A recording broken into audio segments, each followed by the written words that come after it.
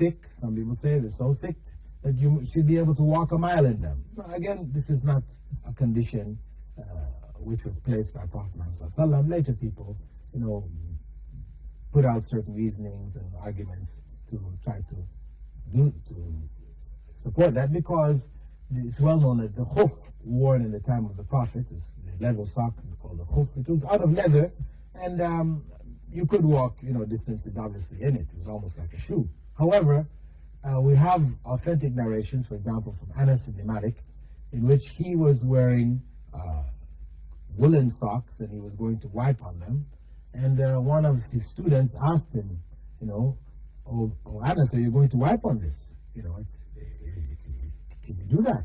And he said that it is a khuf, only it is made from wool. So he's indicating here that the idea, what is a khuf? This sock, it doesn't have to be leather. It could be wool. In this case, it could also be cotton, it could be nylon, whatever. Some people say, okay, you shouldn't be able to see through it. Well, again, what does seeing through it mean? It means that we can make materials which are transparent. You could wear, a pair of thick plastic shoes, which are up covering your ankle, which is now transparent, where you can see your foot, but it is as thick as any leather sock. So because we can see the foot underneath, does it mean that we cannot wipe? No, of course not. So, this is technology. This is modern technology which has been able to make materials transparent, which were not transparent in the past, or using materials which were not available in the past. So, the issue of transparency is not one which determines whether one may wipe on the sock or not. If it covers our foot up to the ankle, if it is some kind of mesh, I suppose women have some kinds of stockings, where there are more holes than there are stocking, meaning it's just like threads which cross, etc. So it's kind of a mesh. So there's more hole than there is thread. Okay, something like this, we can say yes, it's not really covering your foot, right? This is just pieces of string on your foot. But where it is, in fact, a woven type of garment, a sock, woven type of sock, which, due to the quality of the material, it may be see-through. You can see what is underneath, because of its thinness or because of its transparency. We say these are not conditions which make the wiping of the socks invalid. So, one may, having made ablutions and covered one's feet, the next time we have to make ablution, one may wipe on the sock. Now, this wiping is valid for 24 hours from the time of the wiping, meaning that if for the morning prayer, Salatul Fajr, one made ablutions and then put on the socks. Then later on, you had your breakfast, you used the bathroom, you've broken your wudu, but you've got your socks on. Then you went off to work. The time for Dhuhr came, the midday prayer, and you now have to make ablution. When you make the ablution at this time, at Dhuhr, you wipe your sock. This is when the 24-hour period starts to count. Not from the time that you put on the sock, but from the time that you first wiped. You're allowed to wipe for 24 hours. That means you may do so, those times. You keep the socks on into the night. Of course, most people, you're going to take off your socks when you go to sleep at night. But, if you, for whatever reason, it's very cold or whatever, so you kept on the same socks that you wore all during the day, you slept in your socks at night, and the Fajr, the next morning comes, time for Fajr comes, you can now wash the rest of your body parts, and then you can wipe on your sock at Fajr.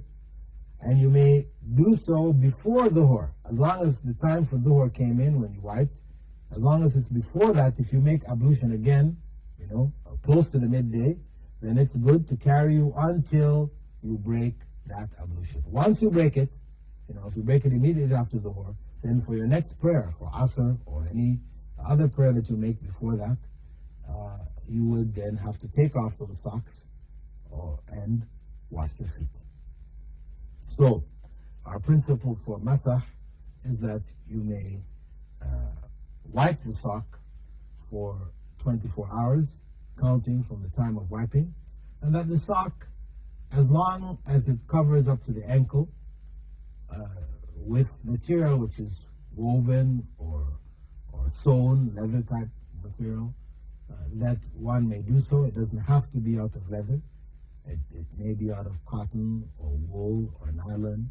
The fact that one may see through the material does not invalidate the wiping. Our next question is from Rashida in Ajman. She says, "Dear Dr. Bilal Phillips, I'm a 19-year-old girl whose family is Muslim, but not really religious. However, I started praying and wearing hijab last year after reading some books on Islam, including yours, that convinced me. But last month I started to get horrible dreams. I dreamt my mother was dying and also terrible things. I can't repeat it. I don't know why, but I stopped praying for one day and the bad dreams stopped. I have not prayed at all this month. The nightmares have not come back. I know I'm wrong, but what can I do?" Well, this is a situation, just to sum it up, where this young lady, 19 years old, Rashida, she has decided to practice Islam and wearing hijab, starting up her prayers, etc. And then she started to have nightmares. When she stopped praying, the nightmares went. Well, and now she feels, well, I guess if I start praying again, the nightmares are going to come back. Well, Allah knows whether that is really the case, but what we can say here is that Prophet Muhammad, may God's peace and blessings be upon him, informed us how to deal with dreams. Actually, I wrote a book on it called Dream Interpretation According to the Quran and the Sunnah. Anyway, the Prophet, may God's peace and blessings be upon him, informed us that dreams are of three types. The first is what he referred to as true dreams or good dreams. True dreams are dreams where we dream of things and these things come true as we dreamt them. And of course, these dreams, we don't know that they're true dreams until they occur. The second part of those true good dreams, which are from God, are called the good dreams, right?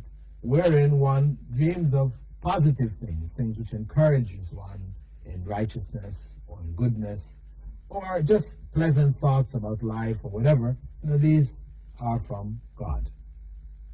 The second category is that of the ramblings of our mind. We read something, we see something, we hear something during the day, and in the night these things are regurgitated by our minds. Usually mixed up, pieces from here and there, from yesterday, from the day before.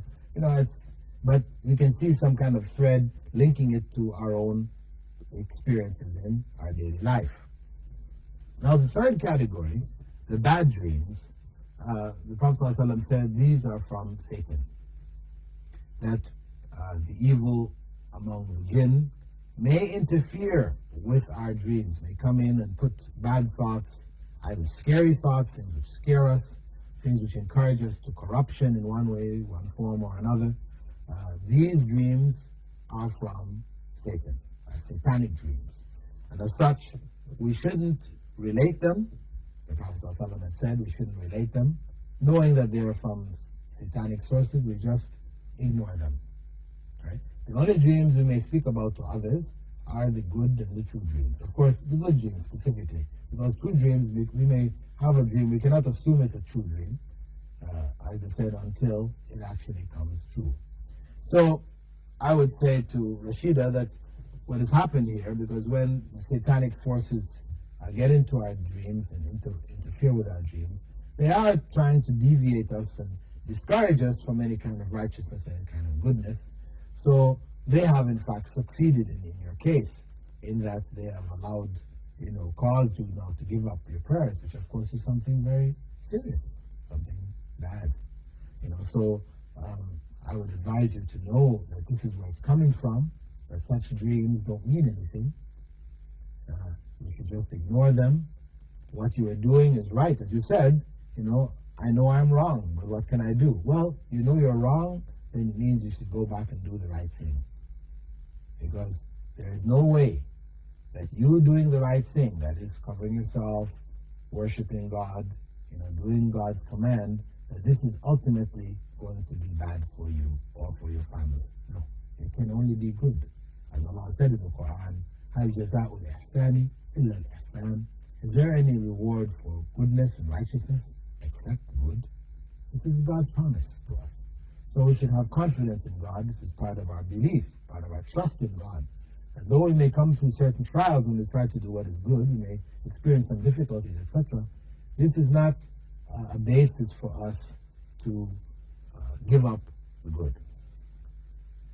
Now, with that, dear viewers, I'd like to thank you for being with us in this segment of the program, In the Light of Islam. And we encourage you to write in, send in any letters that you have, any questions on any of the topics or any comments, your encouragement, of course. We're glad to hear from you. Write in to In the Light of Islam, UAE Television, Sharjah, P.O. Box 111, Sharjah. Thank you, dear viewers, for being with us, and we hope to see you in future segments of this program. Assalamu alaikum wa rahmatullahi wa barakatuh.